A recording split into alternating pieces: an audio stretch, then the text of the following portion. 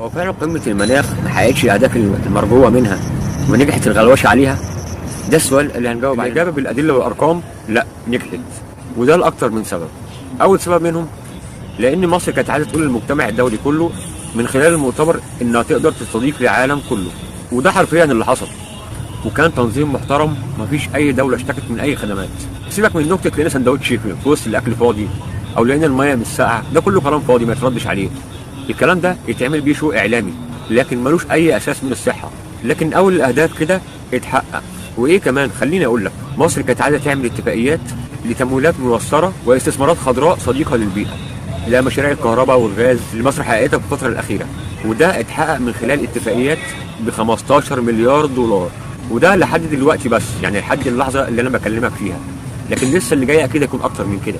وعلى فكرة اللي أعلن الرقم ده مش الإدارة المصرية، دي الإدارة الأمريكية. وفي نفس الوقت المؤتمر كان فرصة كويسة زي لقاء الرئيس السيسي ورؤساء العالم أجمع اللي حضروا المؤتمر. وشفنا مثلا إزاي كان اللقاء بين الرئيس عبد الفتاح السيسي والرئيس جو بايدن الرئيس الأمريكي، وإزاي اللقاء ده كان مفيد جدا في التعاون بين البلدين، وكان في بينهم ود وتعاون واضحين جدا من خلال الصور. ورئيس الوزراء كمان كان ليه لقاءات مهمة جدا على المستوى السياسي والاقتصادي. منها مثلا على المستوى الاقتصادي لقائهم مع رجل الأعمال بلومبرج أو مايكل بلومبرج، ناقشوا فيه إقامة مؤتمر لترويج الاستثمار في مصر عام 2023، يعني خطة مستقبلية أو خطة مستقبلية للي احنا بنطمح فيه، مع طبعا الاستفادة من خبرات مؤسسة بلومبرج العملاقة العالمية. طب ايه يتبقى تاني؟ يتبقى ان المؤتمر تصدر عنه توصيات جادة ويتم الالتزام بها دوليا، ان كل الاطراف المشاركين فيه يلتزموا بالاتفاقيات اللي تمت. وده طبعا شيء كلنا كبشر مش كدول ينبغي ان احنا نحافظ عليه ونلتزم بكل كلمة اتقالت في المؤتمر ده، لأنه هو من صالح البشرية كلها مش لمصلحة دولة معينة بعينها. لأن طبعا مشكلة المناخ مشكلة عالمية، لكن طبعا بغض النظر عن التزام بقية الدول الأعضاء في المؤتمر بتنفيذ ده أو تجاهله أو التقصير فيه، أنت خلاص عملت اللي أنت عايزه، أثبتت اللي أنت عايز تثبته، خدت كل المكاسب اللي أنت كنت بترجوها من المؤتمر على الأقل لحد دلوقتي، غير المكاسب المستقبلية إن شاء الله، لأنك خلاص نجحت في الاختبار الصعب وكمان عديت منه، سواء من حيث التنظيم او من حيث الاستفاده من الحدث نفسه. احنا هنا في مصر استفدنا منه اكبر استفاده، ومنها طبعا الدعايه والترويج لمنتجاتنا ولمشاريعنا القوميه وللسياحه اللي كتير مننا استفاد منها، وطبعا مكسب مش بسيط، ويعتبر دعايه مجانيه للدوله المصريه. وطبعا هو ده الواقع اللي حصل على الارض، بصرف النظر عن اراء البعض من المشككين باللي حصل.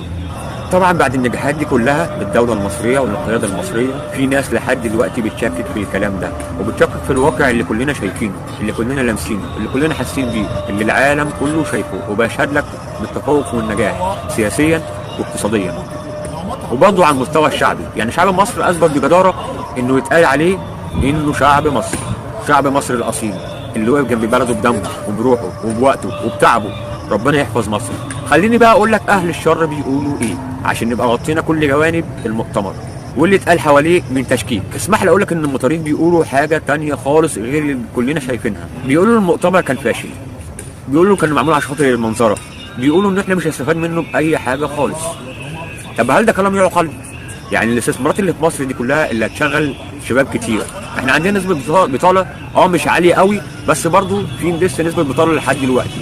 مش عايزين ولا شاب يكون مش لاقي شغل، مش عايزين ولا شاب يعني من ضائقه ماليه، وده مش هيجي غير بالعمل، والعمل مش هيجي غير عن طريق الاستثمارات الخارجيه الاجنبيه. وبعدين ما هو ده العادي اللي احنا متعودين عليه منهم، تزييف الحقائق، تزييف الواقع.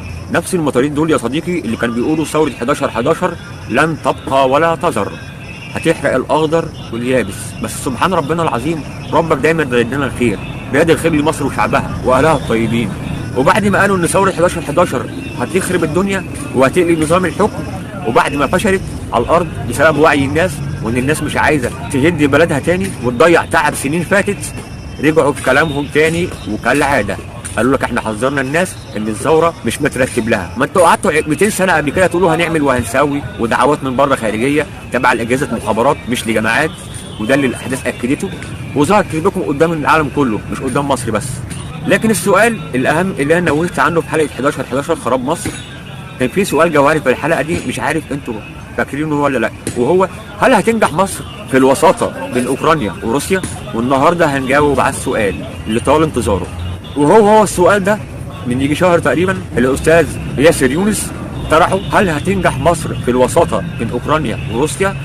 والمؤتمر جاوب على السؤال ده ان فعلا مصر نجحت في الوساطة بين أوكرانيا وروسيا. وجو بايدن نفسه وجه شكر للرئيس المصري مباشرة بوجوده في الوساطة بين أمريكا وروسيا في الإفراج عن المعتقلين الأمريكيين في السجون الروسية. ودي شهادة تانية لمصر بنجاحها المبهر في قمة المناخ على المستوى السياسي.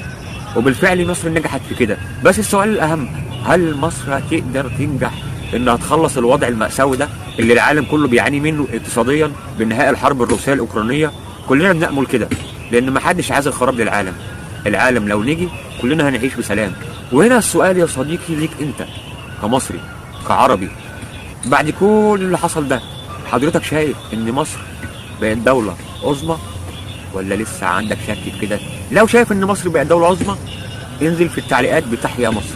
لو شايف ان لسه بدري على الكلام ده يا ريت تقول لي اقتراحاتك في التعليقات ايه، سواء انت مؤيد او معارض. يا ريت ما تحرمنيش من رايك. وتحياتي لكل اصدقائي في كل الوطن العربي. اسيبكم في رعايه الله اغلى ناس، حفظ الله وامنه. السلام عليكم.